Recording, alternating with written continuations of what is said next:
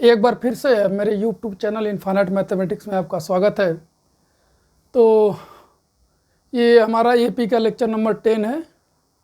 तो इसके previous lecture में हमने आपको ये बताया था कि जैसे nth टर्म दिया होगा, यानी जनरल टर्म ऑफ सीक्वेंस दिया होगा, तो उस सीक्वेंस से आपको बताना है कि उससे जो सीक्वेंस बनेगा, जनरल टर्म से जो आपका अरेंजमेंट होगा नंबर का, जो सीक्वेंस बनेगा वो एपी में होगा कि नहीं, इस बारे में हम डिस्कस कर रहे थे। ऐसे क्वेश्चन को डिस्कस कर रहे थे, ठीक है।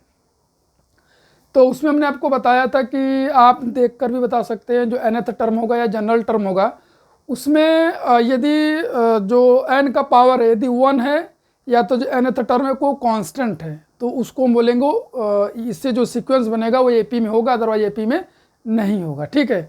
हमने यही आपको बताया था। तो चलिए आइए आज का क्लास स्टार्ट करते हैं। कुछ इसमें एग्जाम्पल्स अभी जो प्रीवियस में लिया था हमने, यहाँ पर कुछ एग्जाम्पल लेते हैं। तो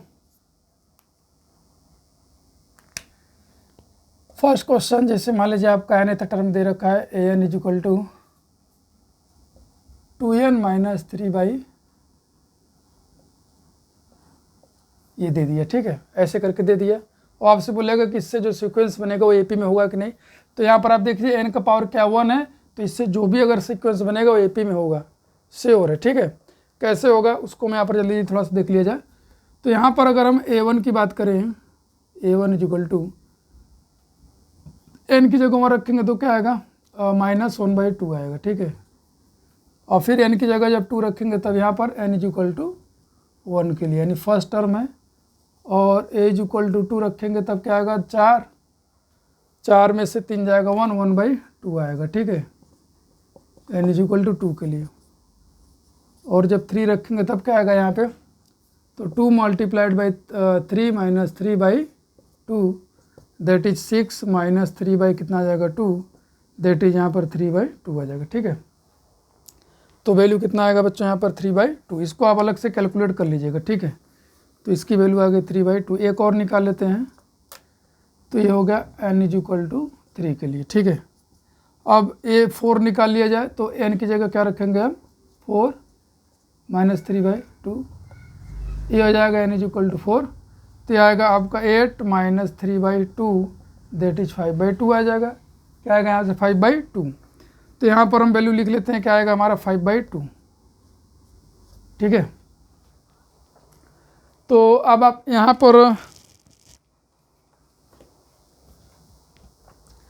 पर आप ये जो इससे जो सीक्वेंस बना क्या बना आपका, देखिए 1 माइनस 1/2 कॉमा 1/2 कॉमा 3/2 और comma 5/2 comma dot dot dot, ठीक है। तो अब इसके बाद अब आपको चेक करना है कि ये सीक्वेंस एपी में है कि नहीं है। तो वही है कि अब d1 निकालेंगे, d1 is equal to t2 minus t1। अब आप सोच रहे हैं यहाँ पर t2 t1 लिया, कोई नहीं, आप a1 a2 ले लीजिए, कोई फ़र्क नहीं। यहाँ पर t2 कितना ये है, ये t3 ये t4 है। तो चलिए हम यहाँ पर ले लेते हैं आपका a2 माइनस a1। तो a2 की वैल्यू कितना है आपका 1/2 है, और माइनस a1 की वैल्यू माइनस में, इसलिए यहाँ पे हमने ब्रैकेट लगा दिया, ठीक है, 1/2। तो आ जाएगा 1/2 माइनस माइनस प्लस 1/2, और ये हाफ हाफ है तो कितना आ जाएगा आपका 1 हो जाएगा, ठीक है। d2 की बात करें तो क्या आ जाएगा, a3 माइनस a2 हो जाएगा, ठीक है। d2 क्या आ जाएगा हमारे a3 माइनस a2। a3 कितना है 3/2 माइनस 1/2 दैट इज कितना आ जाएगा 3 माइनस 1/2। डिनोमिनेटर सेम तो न्यूमरेटर को सिंप्लीफाई कर लेंगे, तो यहाँ से आ जाएगा 2/2 दैट इज 1 आ जाएगा, ठीक है। इन सिमिलर वे d3 निकाले तब क्या होगा, a4 माइनस a3। a4 की वैल्यू कितनी है आपकी 5/2, और a2 की वैल्यू कितनी है 3/2 है। तो यहाँ डिनोमिनेटर सेम है तो न्यूमरेटर को हम सिंप्लीफाई कर लेते हैं, सिंपल सा, यह आ जाएगा 2/2 दैट इज कितना आ जाएगा 1। यहाँ पर देख रहे हैं कॉमन डिफरेंस कितना आ रहा है आपका 1 1 1 आ रहा है, तो इसका मतलब एपी में होगा। तो यहाँ पर लिखना पड़ेगा d1 is equal to d2 is equal to d3, इसका मतलब है एपी है। तो लिखना पड़ेगा कि फॉर दिस जनरल टर्म, यानी इस जनरल टर्म के लिए जो सीक्वेंस बनेगा वो हमारा क्या होगा, एपी में होगा, ठीक है। For this general term sequence is always in AP, ठीक है। आई होप आपके समझ में आ गया होगा। तो यही आपको देखना है इसमें कि जो n का जो पावर है 1 हो या तो पूरा क्या हो, कांस्टेंट हो, ठीक है। प्रीवियस क्लास में भी मैंने आपको डिस्कस करके आपको समझाया था। एक आध दो और एग्जाम्पल लेते फिर आगे की तरफ प्रोसीड करते हैं। तो इसको आप नोट कर लें, जो है चला जाएगा, चाहे जैसे बस लीनियर होना चाहिए, ठीक है।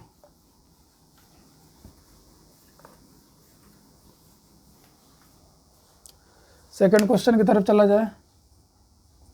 जैसे मान लीजिए Tn दे देगा या An दे देगा, जो भी दे देगा आपसे, यहाँ पर मान लीजिए 7/3 और n-1 ऐसे बोल देगा, ठीक है। तो ठीक है, फिर तब स्टार्ट करते चलिए। T1 = 7/3, 1 - 1 क्या आ जाएगा 0, तो पहला टर्म में कितना आ गया 0। T2 कितना होगा, n की जगह 2 रखेंगे तो 2 - 1 2, तो यह जाएगा 7/3। T3 की बात करें तो यहाँ पर रखेंगे 2 आएगा, तो ये कितना आ जाएगा 14/3, ठीक है। इसी तरह T4 निकालेंगे तो n की जगह 4 रखेंगे तो 4 - 3 कितना आएगा 3 आएगा, तो आ जाएगा 7/3 × 3। तो आप इसको कट मत करिए क्योंकि सिंप्लीफाई करने में दिक्कत होगा, तो इसको आप ऐसे लिख दीजिए, ठीक है। 21/3 कट भी कर सकते हैं, आप पर डिपेंड है। तो इस पर इस तरीके से कट करने की ज़रूरत नहीं है, आप खुद कर सकते हैं, ठीक है। क्योंकि सिंप्लीफाई करने में प्रॉब्लम हो सकता है, इसलिए हमने इसको कट नहीं करें। तो जो सीक्वेंस बना क्या है 0, 7/3 और 14/3 और 21/3, ठीक है। ये ऐसे दिया हुआ है, ऐसे आप डॉट डॉट डॉट लगा लेंगे, ठीक है। तो वहीं फिर D1 D2 D3 निकाला जाए। चलिए D1 = कितना आ जाएगा T2 - T1। T2 की वैल्यू 7/3 -0, तो कितना आएगा 7/3 आएगा।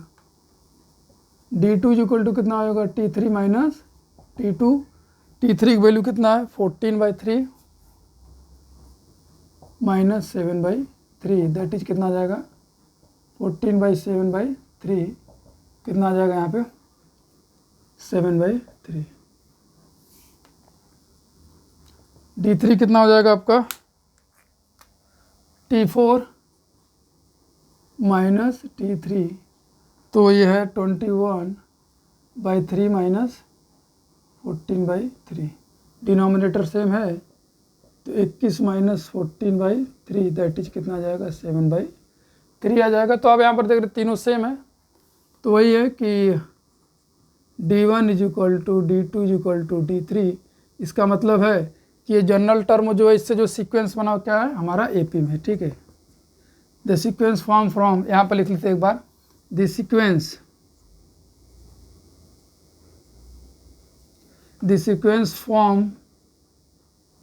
formed from given general term. The sequence formed from given general term is NAP, AP में है, ठीक। तो यहाँ पर हमने वही जो आपको कॉन्सेप्ट बताया कि जो nth टर्म है या जनरल टर्म है वो लीनियर पॉलिनोमियल होनी चाहिए, ठीक है। ये जरूरी नहीं कि यहाँ पर n ही हो, x भी हो सकता है, कुछ भी हो सकता है, ठीक है। AP बनाएगा, अदरवाइज वो AP नहीं बनाएगा। तो आई होप ये आपको समझ में आ गया होगा। तो चलिए थोड़ा सा और कुछ एग्जाम्पल लिया जाए जिससे आपको और भी क्लियरिटी हो जाए। जैसे यहाँ पर मान लीजिए, हम यहाँ पर आपको बता दें, जैसे मान लीजिए Tn में क्या क्या हो सकता है। Ax - 1 हो गया, यहाँ पर Ax देगा, अगर ये है तो जनरली वो x नहीं देगा, ये नहीं देगा, तो अगर ये देगा तो Ax देगा। या तो आप ऐसे लिख लीजिए Tn = n-1, ठीक। फोर्थ में क्या हो सकता है, डिफरेंट टाइप, 2n + 3, आगे खाली n हो सकता है, n के साथ कोई नंबर हो फिर डिवाइड हो जाए ऐसे। सेवेंथ में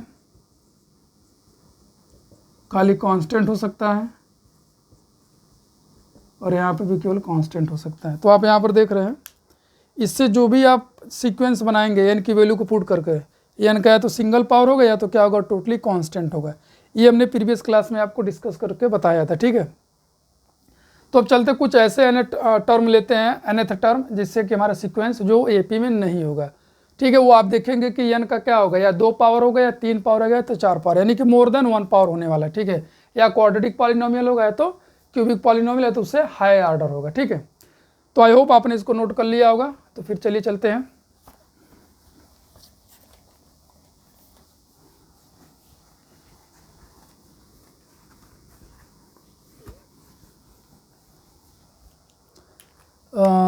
थर्ड एग्जाम्पल लिया जाए जिसमें T n is equal to n into n minus one है, ठीक है। ये आपका सेकेंड ऑर्डर है, ठीक। अगर एन से मल्टीप्लाई करेंगे तो आपका क्या आएगा, एन स्क्वायर में, यानी क्वाड्रेटिक पॉलिनोमियल, ये भी नहीं बनने वाला, ठीक है।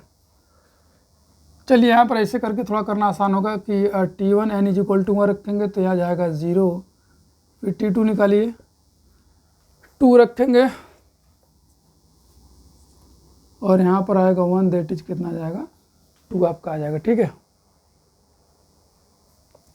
फिर T3 रखेंगे तो 3 मल्टीप्लाइड बाई यहाँ पे 2 माइनस 1 2 हो जाएगा, दैट इज कितना जाएगा 6। T4 रखेंगे तो इनकी जगह 4 और मल्टीप्लाई 4 माइनस 1 कितना जाएगा 3, दैट इज 12। यहाँ भी रख सकते हैं लेकिन यहाँ थोड़ा सा डिफिकल्टी होगा। इसी तरह एक टर्म और निकालते T5, 5 यहाँ पे रखेंगे और 5 माइनस 1 कितना आपका 4, दैट इज कितना जाएगा 20। तो इससे जो सीक्वेंस बना वो क्या आया, 0 2 6 12 और 20 डॉट डॉट डॉट, ठीक है। तो बस यहाँ पर हमारा काम हो गया।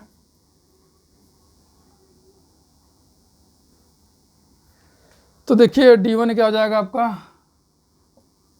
D1 हो जाएगा T2 minus T1, that is कितना होगा 2 माइनस 0 इज इक्वल टू 2। जो D2 होगा क्या होगा, T3 माइनस T2 होगा, that is 6 minus 2, 6 minus 2 that is कितना हो गया 4। अब आगे आपको निकालने की ज़रूरत नहीं है क्योंकि D1 और D2 ही बराबर नहीं है। तो यहाँ पे लिखेंगे कि since D1 not is equal to D2, इसका मतलब है कि sequence form from given general term not in AP। तो यहाँ पे लिखेंगे नॉट इन AP, यहीं पर आपको छोड़ देंगे। हमने आपको जो बताया था कि अगर लीनियर पॉलिनोमियल के अलावा कोई और पॉलिनोमियल आता है, कांस्टेंट और लीनियर के अलावा कोई और पॉलिनोमियल आएगा तो कभी भी AP नहीं बनाएगा। एक चलिए और एग्जांपल ली जाए क्यूबिक का, आप यहाँ भी देख सकते हैं n+2 लिख लिए, ठीक है। यहाँ भी 2 लगा, यहाँ पे कुछ भी लगा दो, जैसे 3 ही लगा दो ऐसे। तो T1 क्या हो जाएगा, 1 का स्क्वायर 3 से मल्टीप्लाई, 3 इंटू 1 स्क्वायर प्लस 2 आएगा 5। अब T2 निकाल लीजिए, 3 इंटू 2 का स्क्वायर प्लस 2 तो आएगा 4 3 12 13 14। फिर T3, 3 इंटू 3 का स्क्वायर प्लस 2 27 2 29। T4, 3 इंटू 4 का स्क्वायर प्लस 2 16 3 48 2 50। चलिए अब सीक्वेंस बनाइए आप, 5 14 19 15। तो यहाँ पर आप देखिए D1 निकालिए, दोष पता चल जाएगा कि 14 माइनस 5 यानी T2 माइनस T1 कितना आएगा आपका 9 आया, और D2 कितना आ जाएगा T3 minus T1 that is 19 minus 14 कितना आ रहा है 5 आ रहा है। बस यहीं पर आप लिख देंगे D1 not is equal to D2 since, तो इसका मतलब है कि नॉट इन AP, यानी the given sequence form from given general term not in AP। तुमने जो आपको बताया कि स्क्वायर हो यानी कि लीनियर कांस्टेंट के अलावा कुछ और आएगा तो आपका AP में नहीं होगा। तो चलिए एक आध दो ठो क्यूब कर ले, तो उसके बाद फिर आगे चलते हैं। आई होप आपको समझ में आ गया होगा, तो आप नोट कर ले तो फिर आगे की तरफ चले जो है। आई होप आपने इसको नोट कर लिया होगा। आगे चलते हैं। अभी चलिए एक आध दो क्यूब कर लेते हैं, उसके बाद फिर आगे चलते हैं नए टॉपिक की तरफ।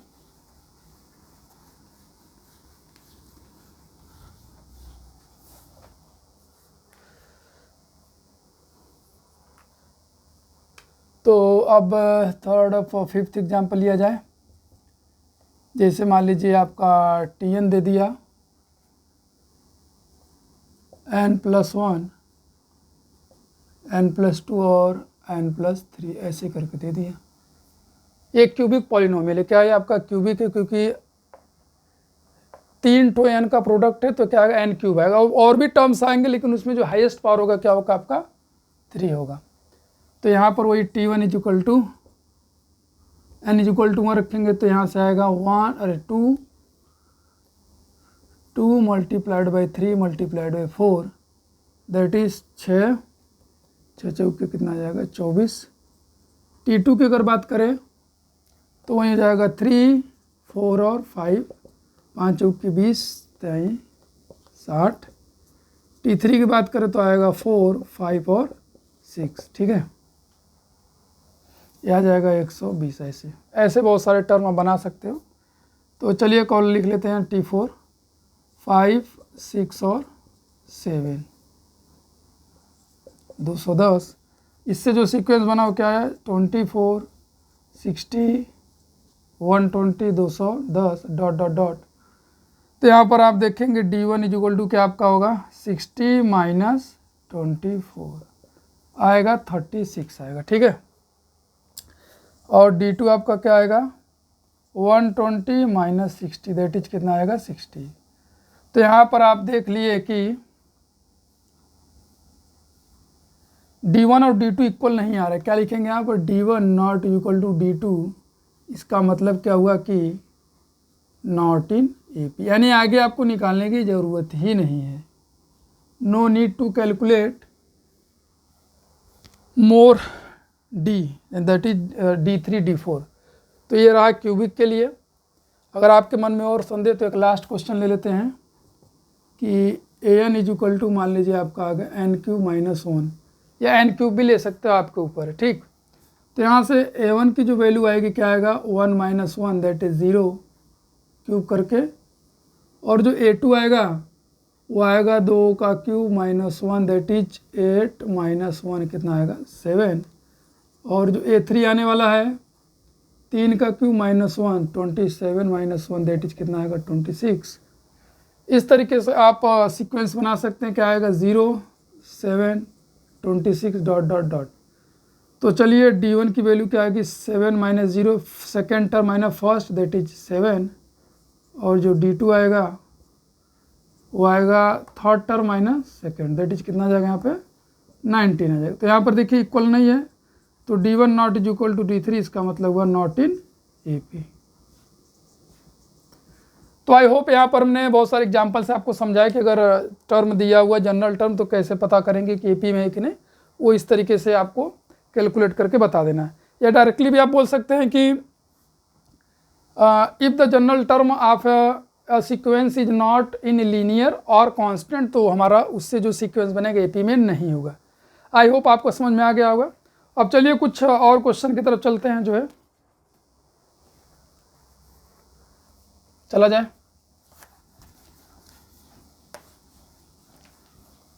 अब चलते हैं कुछ NCERT वाले जो क्वेश्चन है उसको NCERT बेस्ड, और बाकी पहले NCERT बेस्ड करेंगे, उसके बाद फिर कुछ और एक्स्ट्रा क्वेश्चन करेंगे।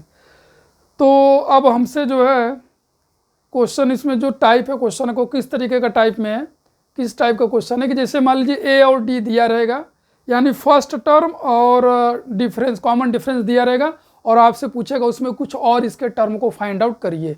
ये बहुत ही आसान है इस टाइप के क्वेश्चन में कि A और D दिया रहेगा और आपको और बहुत सारे टर्म्स कैलकुलेट करने की ज़रूरत है, ठीक है। तो अब यहाँ पर मान लीजिए लिख ही देते, चलिए टाइप 1।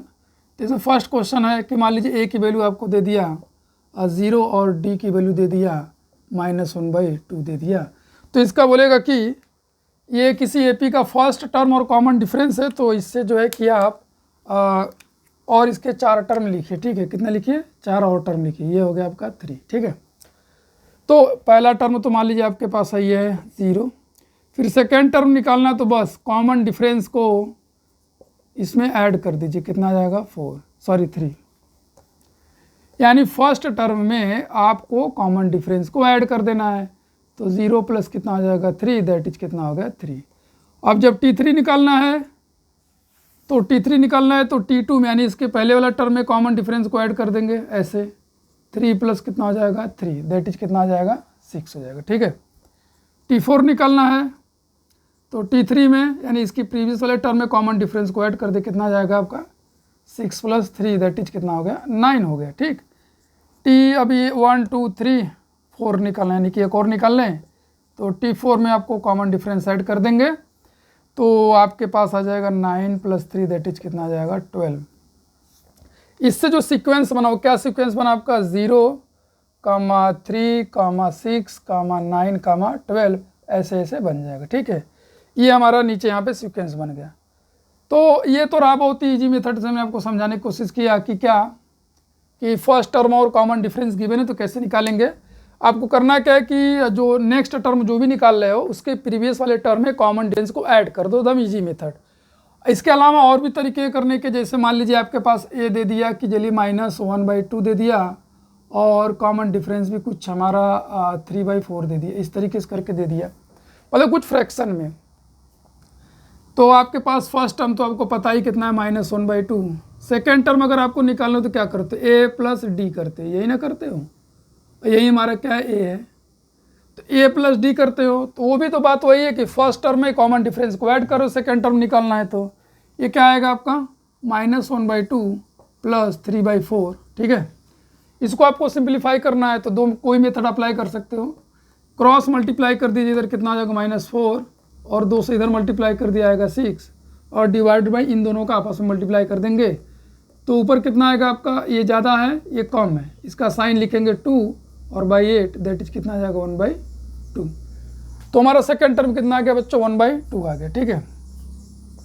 तो सेकेंड टर्म हमारा आ गया 1/2। तो एक टर्म हो गया। इसी तरह T3 निकालना है तो क्या करोगे, a प्लस 2d करते हो, ठीक है। यहाँ पर हमने बस टर्म्स में ऐड किया था, यानी प्रीवियस टर्म में कॉमन डिफरेंस को क्या किया था, ऐड किया था। तो यहाँ पर a की वैल्यू आपकी कितनी है 1/2 प्लस 2 मल्टीप्लाइड बाई डी की वैल्यू आपके पास कितना है 3/4 है। तो आप इसको ऐसे सिंप्लीफाई कर सकते हो, पहले कर लिया क्या आया -1/2 प्लस 3/2। तो यहाँ पर देखिए डिनोमिनेटर सेम है कि पहले प्लस वाले को लिख लिया 3 और उसके बाद माइनस वाले को फिर /2। जब डिनोमिनेटर सेम रहता है तो डायरेक्टली जो न्यूमरेटर में यानी जो ऊपर उसको बस ऐसे ही साइन के साथ लिख करके एक नंबर जो भी डिनोमिनेटर में उससे डिवाइड कर देते हैं। तो यह आ जाएगा 2/2, दैट इज कितना आ जाएगा 1। तो जो हमारा T3 टर्म है वो कितना आ गया बच्चों 1 आ गया। तो 2 टर्म हमने निकाल लिए, एक और निकाल लेते हैं। तो जितना टर्म आपसे बोलेगा आप इसी तरीके से निकालेंगे, ठीक है। A4 इक्वल टू क्या हो जाएगा a प्लस 3d, ठीक। तो a की वैल्यू कितनी है -1/2 प्लस 3 इंटू डी की वैल्यू आपकी कितनी है 3/4 है। तो यहाँ से तो सिंप्लीफाई होगा नहीं, तो आपको क्या करना पड़ेगा, ऐसे -1/2 पहले प्लस वाले को लिख लिया करो तो सही रहेगा आपको। 3 3 9, 9/4 -1/2 ऐसे। तो वही काम करना है कि 2 कैसे मल्टीप्लाई करें कितना आ जाएगा 18 -4 कैसे मल्टीप्लाई करें कितना आएगा 4 और डिवाइड बाई कितना हो जाएगा 4 दूनी के 8। 18 में से इसको माइनस करेंगे कितना आएगा 14/8, दैट इज कितना आ जाएगा 7/4। तो हमारा जो T4 टर्म है वो कितना आ गया बच्चों 7/4 आ गया, ठीक है। तो आई होप आपको समझ में आया होगा कि किस तरह से हम जो है कि इसमें पहले वाले में हमने क्या किया कि जो भी टर्म आपको निकालना उसके प्रीवियस वाले टर्म में कांस्टेंट को ऐड कर दे रहे थे। इसमें क्या किया कि आपको फार्मूला के साथ बताया कि a plus D second term होता है, a plus 2d third term होता है और जो फोर्थ टर्म है वो +3d होता है, a प्लस 3d। यानी यहाँ पे जो भी आप लिख रहे हो फोर्थ लिख रहे हो तो यहाँ पर 3 से मल्टीप्लाई करो, 5 लिखोगे तो 4 से मल्टीप्लाई करोगे। आई होप ये आपका एक टाइप था क्वेश्चन, तो आपको समझ में आ गया होगा। तो चलिए एक लास्ट क्वेश्चन और इस पर करते हैं, उसके बाद फिर आगे चलते हैं। आई होप आप समझ गए होंगे। तो एक लास्ट क्वेश्चन,